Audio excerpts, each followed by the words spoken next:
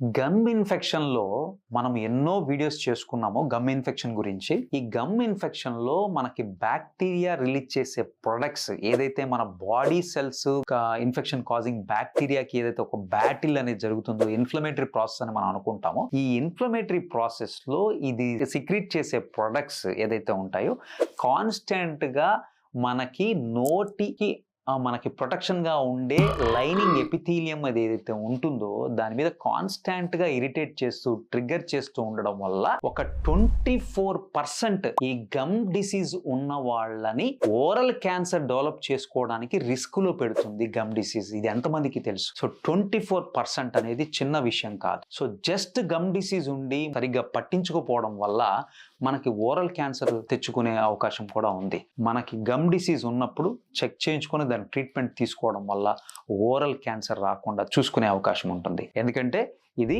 Lining epithelial cells of the mouth ని attack చేసి దాన్ని మళ్ళా గ్రోత్ పెంచి అది క్యాన్సర్ కింద కలగజేసే అవకాశం ఉంది. మనకి ఫ్యూజోబాక్టీరియం న్యూక్లియేటమ్, ఫర్ ఎగ్జాంపుల్ ఫ్యూజోబాక్టీరియం న్యూక్లియేటమ్ అనే ఒక bacteria which is associated with causing gum infection అనేది మనకి కోలోనోరెక్టల్ క్యాన్సర్ లో అవశేషాల్లో మనకి ఎగ్జామినేషన్ రీసెర్చ్ చేసినప్పుడు కనుగొన్నారు. ఏంటంటే it can travel to any part of the body and body susceptibility కనుక ఉంటే జస్ట్ బికాస్ గమ్ ఇన్ఫెక్షన్ ఉండటం వల్ల ఈ ఓరల్ క్యాన్సరే కాకుండా వేరే పార్ట్స్ లో కూడా క్యాన్సర్ కలగజేస్తుంది అని రీసెర్చ్ చెప్తా ఉంది. So early detection of gum disease can prevent cancer and oral cancer in many individuals.